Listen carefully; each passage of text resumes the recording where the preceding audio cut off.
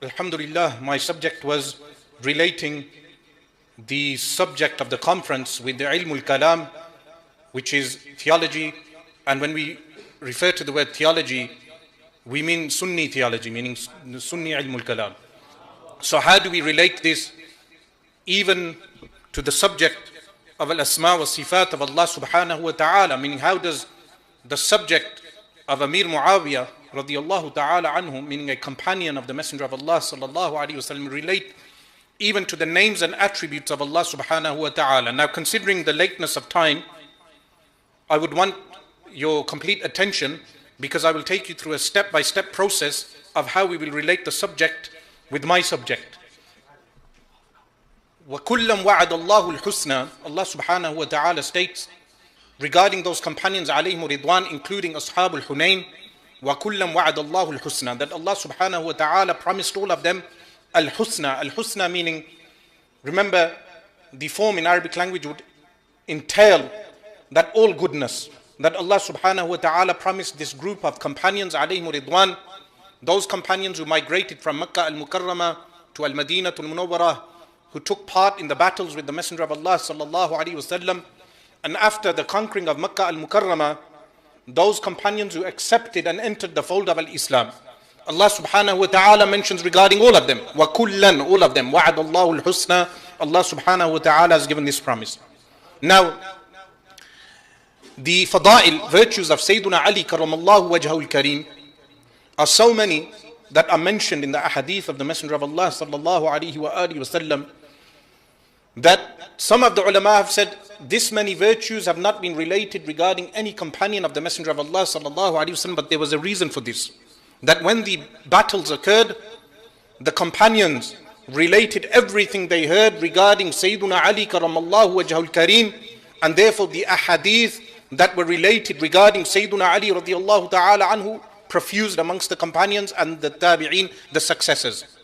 Now after this, when the ahadith of Sayyiduna Ali radiyallahu anhu, the fada'il, virtues of Sayyiduna Ali radiyallahu anhu can never be rejected. Remember, the Khawarij sect, they formed the first schism within al-Islam, and they cursed not only Sayyiduna Ali radiyallahu ta'ala anhu, they also cursed Muawiyah radiyallahu anhu, meaning they cursed both groups of companions. But irrelevant to how many virtues of Sayyiduna Ali karramallahu wajhahu al-kareem we relate, according to the 12 group, we will still remain as what they refer to as an-nawasib. What is an-nawasib? Those who have disliked or disparaged the family of the Messenger of Allah sallallahu alaihi wasallam. So if we stood on the pulpit and mentioned all the virtues of Sayyiduna Ali karramallahu wajhahu al-kareem as related in the ahadith of the Messenger of Allah sallallahu alaihi wasallam, they will still deem us as being nawasib. The question is why? The answer is because they believe that there is a tenet of faith, that if you do not ascribe to that tenet of faith, then you have rejected something which is al-ma'lum fi ad-deen bid-darura, known in religion by necessity. What is that tenet? That tenet is al-imamah, that according to them, Allah subhanahu wa ta'ala designated Sayyiduna Ali karramallahu wajhahu al-kareem and his descendants, Sayyiduna al-Imam al-Hasan, Sayyiduna Ali, his descendants, Sayyiduna al-Imam al-Hasan wal-Husayn radiyallahu anhuma, and then the progeny of Sayyiduna al-Imam al-Husayn, but not all the progeny of Sayyiduna al-Imam al-Husayn, selected individuals which they deem as the 12 Imams. That if you reject this, then you have rejected an article of faith. So this is where the first dispute starts. So you can mention all the fada'il of Sayyiduna Ali karramallahu wajhahu al-kareem. Even if we named this conference the conference in praise of Sayyiduna Ali karramallahu wajhahu al-kareem, which these type of conferences should be held, we will still be named as being those who disparage the Ahlul Bayt, because according to them, al-imamah is a tenet of faith, that if you reject, that you are rejecting a thing which is al-ma'lum fi ad-deen bid-darura, an article of faith. But how does this relate to the names and attributes of Allah subhanahu wa ta'ala? How this relates to the names and attributes of Allah subhanahu wa ta'ala? You should know that the 12 sect, they are heavily influenced by the Mu'tazila. The Mu'tazila, a later schismatic group that came into prominence and then split amongst themselves into various sects. They influenced 12 theology that the likes of Nasiruddin al-Tusi, a famous 12th theologian, they were influenced to a large degree by Mu'tazila thought. According to Mu'tazila thought, it is an obligation upon Allah subhanahu wa ta'ala to send down messengers. Meaning, Ahl Sunnah wal Jama'ah take the position that Allah subhanahu wa ta'ala sending messengers, Rusul and Anbiya, prophets, is from the divine favors of Allah subhanahu wa ta'ala. And if the message of a messenger does not reach, then Allah subhanahu wa ta'ala states, وَمَا كُنَّا مُعَذِّبِينَ حَتَّى نَبْعَثَ رَسُولًا. We will not punish a people until we dispatch a messenger. So is Allah subhanahu wa ta'ala obliged to send down a messenger? The answer is no. This is the answer of Ahl Sunnah wal Jama'ah. Allah subhanahu wa ta'ala is not obliged to send messengers. But according to the Mu'tazila, Allah subhanahu wa ta'ala must do that which is as-salih wal-aslah, meaning that which is for the greater benefit. So they believe it is an obligation upon Allah subhanahu wa ta'ala to send down messengers. But the 12th theology do not only hold the belief that it is an obligation upon Allah subhanahu wa ta'ala to send down messengers, they also believe that it is an obligation upon Allah subhanahu wa ta'ala to send down imams. So they believe that Allah subhanahu wa ta'ala is obliged to send down an imam, and they believe that Allah subhanahu wa ta'ala was obliged to select Sayyiduna Ali radiallahu ta'ala anhu. This is why they believe that Imamah is a tenet of faith, that if you reject the Imamah of Sayyiduna Ali radiallahu anhu, we say Sayyiduna Ali radiallahu anhu was Imam, but Sayyiduna Abu Bakr Siddiq radiallahu anhu was also Imam, and Sayyiduna Umar radiallahu anhu was also an Imam, Sayyiduna Uthman radiallahu anhu was also an Imam. But they were selected through ijma', consensus of the companions alayhim ridwan, through bay'ah, through the oath of allegiance, which is the concept of khilafah according to Ahl Sunnah wal Jama'ah. But when they believe that Allah subhanahu wa ta'ala is obliged to send down imams, this relates the subject, meaning the subject itself does not start from adalatul sahaba, uprightness of sahaba, no. And it does not even start from defining a sahabi, even though we will say by definition a sahabi is someone who met the Messenger of Allah sallallahu alaihi wasallam in a state of iman, in a state of faith, and the Messenger of Allah sallallahu alaihi wasallam approved of his faith, or he met him and then that companion passed away on iman and faith. He passed away on iman and faith. Regarding all of them, Allah subhanahu wa ta'ala says, وَكُلًّا وَعَدَ اللَّهُ الْحُسْنَى. We have promised all of them goodness. Meaning, this is the definition of a sahabi. But what is the definition of adalatul sahaba? The definition, because some of the rawafid, meaning when we say rawafid, the 12 Shia, and those lesser than them, what they do is that they mention that the Ahl Sunnah wal Jama'ah believe that the companions of the Messenger of Allah sallallahu alaihi wasallam are sinless, like prophets, when this is incorrect. What Ahl Sunnati wal Jama'ah believe is a concept known as adalatul sahaba.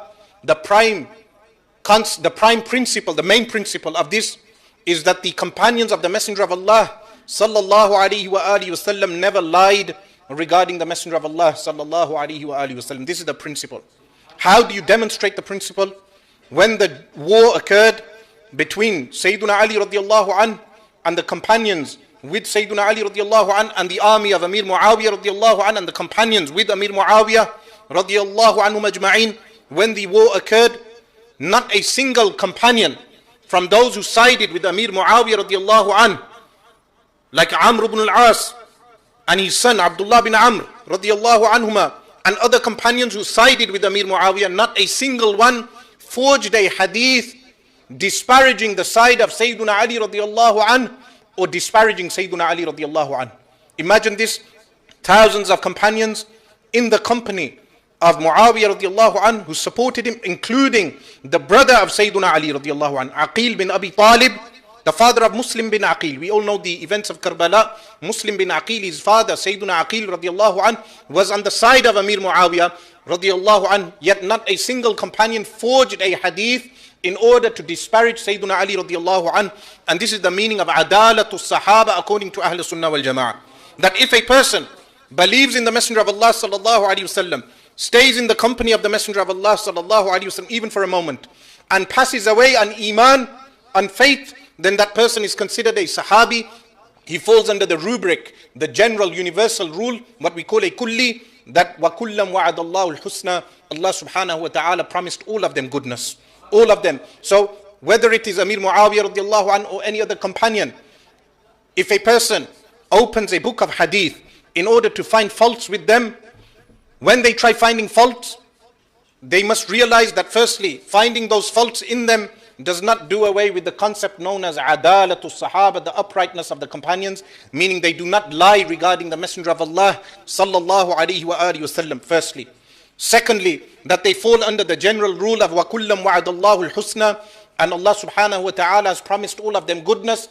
Therefore, if someone attempts to find faults with them, because they are not prophets, they are not ma'asum, they do not have isma like prophets, they have adala, which is a totally different concept, that they cannot disparage those people, they cannot curse those people, yet they are unable, these same people are unable to prove disbelief from them. Meaning, disbelief, kufr, is the only thing that removes the virtue of suhbah. Disbelief, kufr. Kufrun bawah, clear, explicit disbelief. So what the 12 sect say is that when Sayyiduna Abu Bakr Siddiq radiallahu ta'ala anhu and the other companions did not give the oath of allegiance to Sayyiduna Ali karamallahu wajhul kareem, they believe that this proves disbelief on their part. This is what they believe. Because why? The Imamah of Sayyiduna Ali radiallahu anhu, according to them, is an article of faith. All those companions rejected the article of faith. 100,000 companions rejected that article of faith. Therefore, according to them, they would be disbelievers. But they cannot state this starting with Sayyiduna Abu Bakr Siddiq radiallahu anhu. So what do? They find a companion regarding whom some of as-Salafus Salihun, the pious predecessors, said that this companion is a curtain. If the curtain is removed, then people will enter in order to attack the personalities of other companions. That curtain is Muawiyah radiallahu anhu. And what they do is that the curtain, the reason why they find it easy to attack Muawiyah radiallahu anhu is because he is the father of Yazid. Now Yazid is an individual who is notorious in history, was not a companion of the Messenger of Allah sallallahu alaihi wasallam. His acts were unrighteous. But because Amir Muawiyah radiallahu anhu was his father, as well as the civil war that occurred, it is easy for these people to start disparaging the companion Muawiyah radiallahu anhu. When they start disparaging Muawiyah radiallahu anhu, then they move on to other companions like Amr ibn al-As and all the other companions. Even Aqil bin Abi Talib radiallahu anhu, the brother of Sayyiduna Ali radiallahu anhu.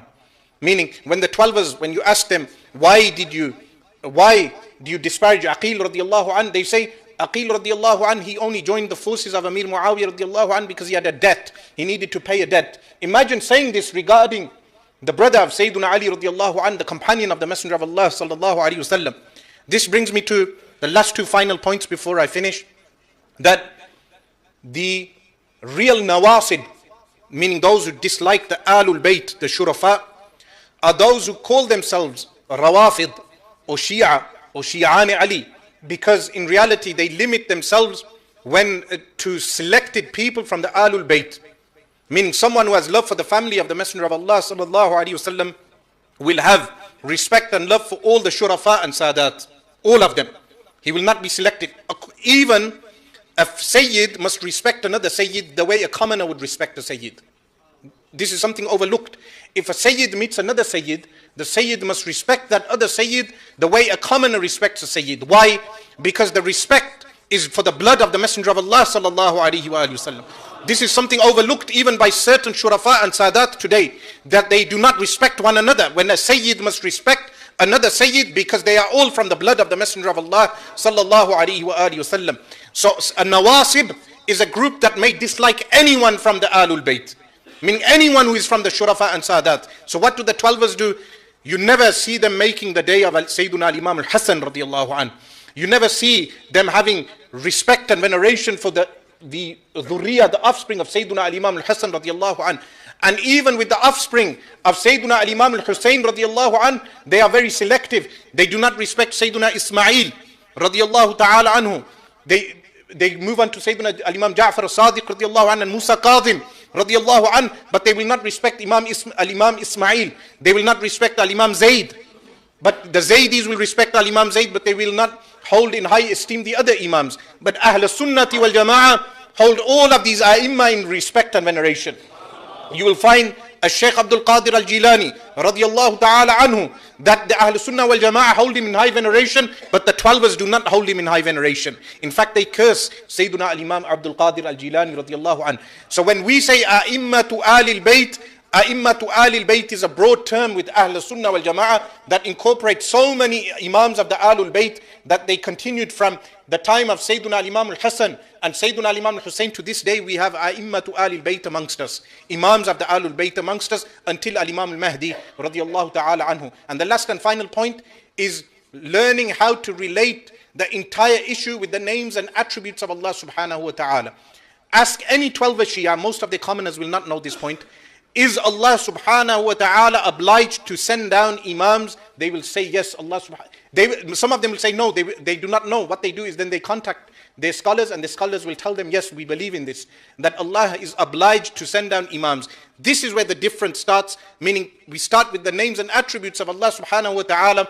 When the other speakers will mention, they can mention other things relating to al-asma' wa sifat of Allah subhanahu wa ta'ala, is where the differences start. They do not start with the companions.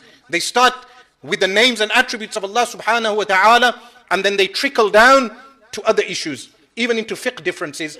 Of course, because of the lack of time, I cannot go into detail and expand upon this. أقول قولي هذا واستغفر الله لي ولكم وأتوب إليه.